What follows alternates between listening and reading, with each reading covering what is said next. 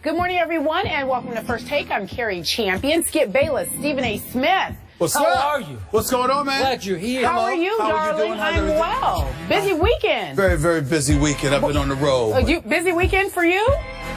I watched a lot of basketball this weekend. Yes, I spent a lot of time with Floyd Mayweather. Did you? Yes. That is coming up on our show. Stephen A. We discuss. Yeah, spend some time with Floyd Money Mayweather. We will talk about it. It's an exclusive right here on First Take. Also, March Madness is upon us. Have you filled out your bracket? No, not yet, but I will. All right. I already know who my Final Four is going to be. That's all that matters. In terms of the overall bracket, no, not necessarily. Have you at home filled out your bracket? Obviously, some prizes in the seedings. We will talk about that. But who makes the Final Four, as Stephen A. just talked about? But first, let's just get right to it, shall we? Kentucky is the team to beat in the NCAA Tournament. The Westgate Las Vegas Superbook has the Wildcats opening at even money to win it all. And according to the Basketball Power Index, Kentucky has an 81% chance to reach the Final Four and a 49% chance to win it all. The BPI says the team most likely to knock Kentucky out. Wisconsin. Can the Badgers do it? Who knows? Here's the question. Can Kentucky win it all? Stephen A. I'm going to take it a step further. They had better win it all. They had better win it all. This is the most dominant team in college basketball we've seen for quite some time, Skip. They are clearly superior. They've got about 5 dudes 6'10" and over. They've got an experienced backcourt. They've got athletes. They've got shooters. They play defense. They have size. They have depth. They have exceptional coaching. And they certainly have the hype, courtesy of John Calipari. It is time, and I'm going to say this, and I'm going to take it here, Skip Bayless. You know, as well as I do, you know how much I respect John Calipari. You know that we go back to the days when I was covering him at UMass, when they were a part of the Atlantic 10. He was the coach there, had Lou Rowe, Marcus Camby, and all of those boys. I was covering Temple. I've seen John Calipari too much. I mean, if he wants a job at ESPN, he should just tell us. The man's on TV more than us, okay? And what's getting on my nerves about watching him is that he's already preparing the nation for a loss.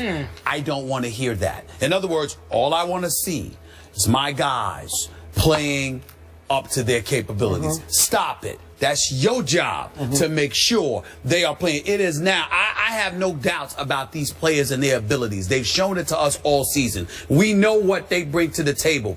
But the time has arrived for us to look at Calipari and I'm going to say it, the media to stop being so in love with him for a couple of weeks. This man, the great coaches in NCAA history at one point or another had a team where everybody said, all right, you got to get it done now. The expectations were there, and you had to live up to them. And I look at John Calipari and him talking about Kentucky. Wisconsin is tough. Wisconsin's got a lot of size. They're experienced. They don't turn the ball over. They are nothing to mess with. You know how I feel about Duke because of Jahlil Okafor, okay? Virginia is horrific to watch offensively, but they've got athletes, they've got players, and good Lord, do they play defense. All of these teams are very, very formidable. You can't ignore it. But in the end, if Kentucky has gone about the business of literally boring us to death and ruining the college basketball season this year as far as I'm concerned, because the guys, they act right, they're smart, they're talented and gifted, they're accomplished, they're winners. I mean, there is nothing wrong with this team.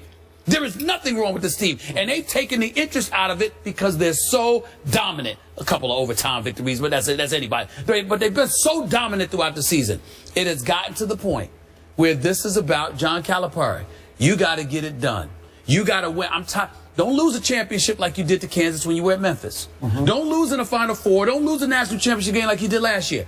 I want John Calipari to win the national title. I know he won one back in 2012. He won in 2012. That's right. Listen, Peyton Manning's got one Super Bowl too. We still talk about him.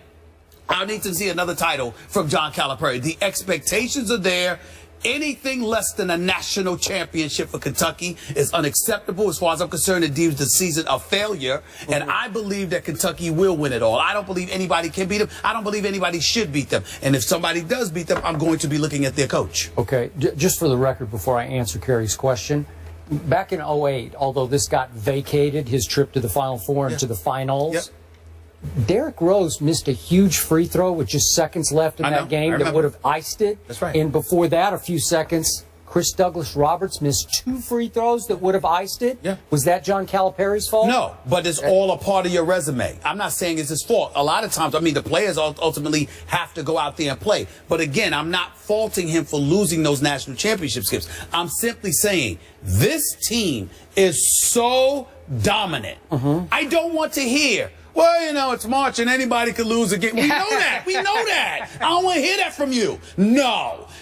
At one point in time, whether it was whether it was Krzyzewski with Hurley and Grant Hill and Christian Laettner, whether it was Georgetown with John Thompson and Ewing and Hoyer Paranoia, whether it was Nolan Richardson with 40 minutes of hell, the list goes on. There have been coaches throughout NCAA history that at least had one team where they were called upon to deliver the goods. Okay. And John Calipari this year, not last year, I think in 2012 they were called on to deliver the goods. I think so. Yeah, Anthony Davis and Michael Kidd. Yeah, but this year, they are so dominant.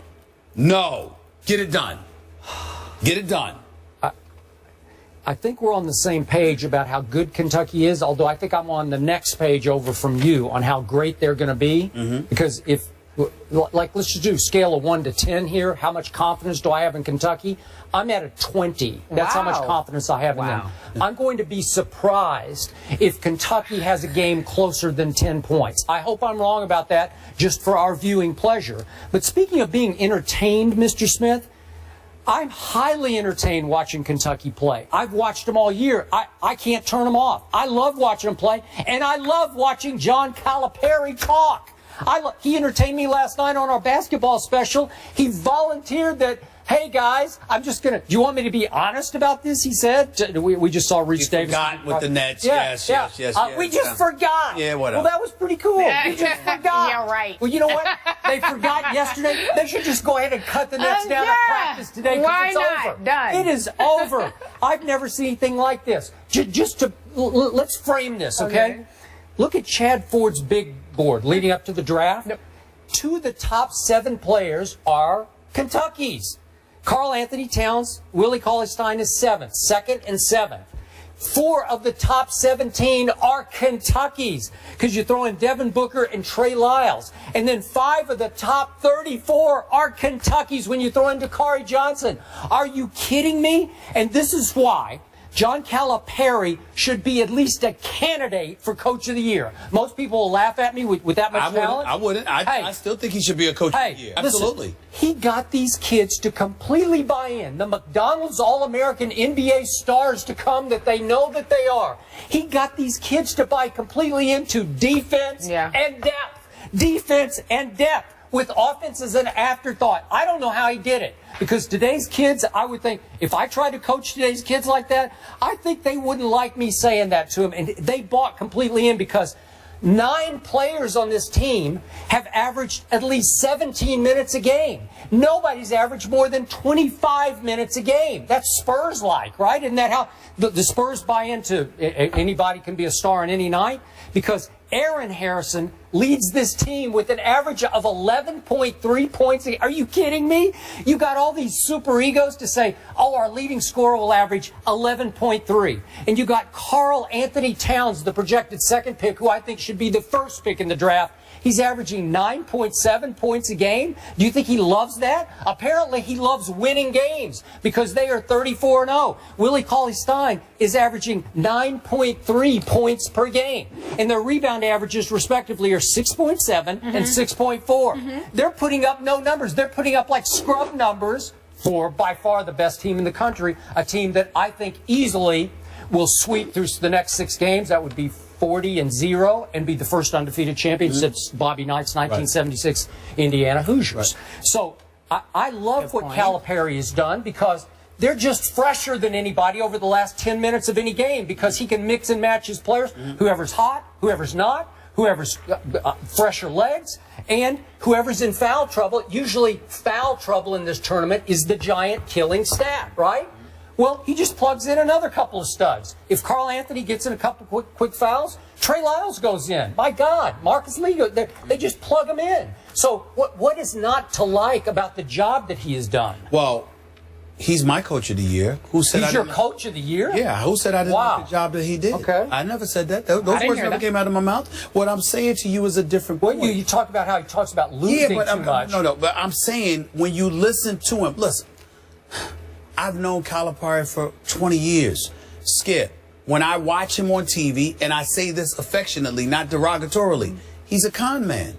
He's one of those guys that he sits there and he sells you on the negative. So if it happens, he's butter. But when it doesn't happen, now that's a strong thing to say about a guy. Like he's setting his team up for failure? No, I'm talking about us. I'm talking about us. He's managing our expectations. He's managing our expectations. Well, and that's a good thing for his kid. I'm saying I'm not letting, and he is successful in that because I agree with him about them, not about him. He is great as a coach. His record is great as a coach. He has proven he's great as a coach. He's an exceptional recruiter. You got All-Americans all over the place. But let me tell you why I haven't enjoyed Kentucky. I have looked at them go up against competition and literally seen the competition look like they're tourists on Broadway, just looking up at these guys, totally hopeless. I watched Bruce Pearl come on ESPN before the game and said, I'm just hoping that we have a chance, I mean. Okay, you realize he had just lost 2 starters. I understand that. I understand. One injury, one suspension. That's right. That's right. But what I'm saying to you is that he was like, look, their horses are the best team in basketball. They've got incredible size on us. We've got to do everything right just to hope we have a chance. I'm just saying, you just see teams worshiping at the altar of Kentucky, and they deserve it. All I'm saying is to go that route and to have us there. 2 things. Number one, it doesn't interest me because just like you said, we're waiting for Duke, Kentucky, or maybe Wisconsin. We want to see them up against somebody that we go like this. You know what? They could be had. They could potentially get knocked off. That's what I mean when I say they've taken the interest out. You might have interest in them, but in terms of the competition, there really isn't none right now. The other part is because of all of that, I don't want to hear. Listen, I've communicated with John Calipari on and off for years. I'm just telling you my personal preference. I don't want to hear him.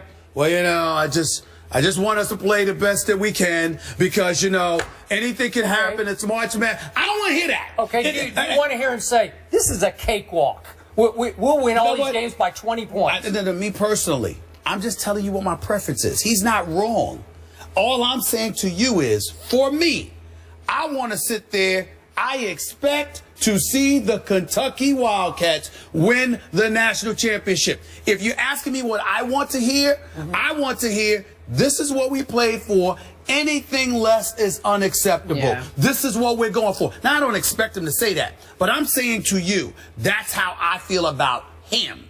Because this team is loaded as they are.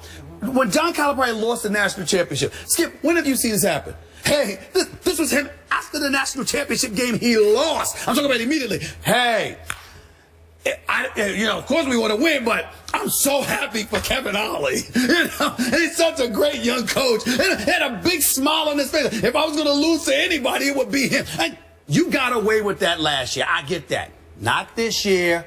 The national championship, Calipari has to get it done. That's what I'm saying. Well, a lot of kids who played in that game are sophomores. That's right. Yeah. That's what I'm saying. Okay. All I'm saying is that's what I want to see. I respect the man. I love him. I've known him for years. But I have gotten a bit nauseated watching him this year because I'm like, look, there's no competition. You took the sizzle out of college basketball because you're so dominant. Don't get humble now. Go for it. Just go for it.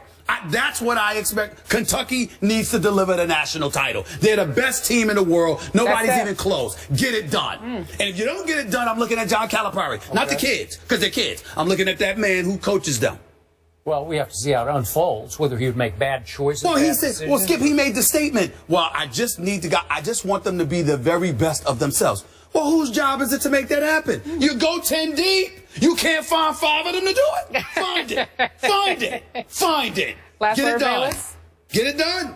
Get it done. Yeah, I have 2 words for you. They will. Oh. Okay. Thank you. End of story. 21. That is the magic number. 21 points is what Kentucky beat their opponents by an average of during the regular season. Bayless says he expects to see more of the same during the tournament. But talk about you in the tournament at home. Play ESPN Tournament Challenge. Smith. I will. Hey, that is. We call him Smith all day Friday. Remember? I don't that, remember.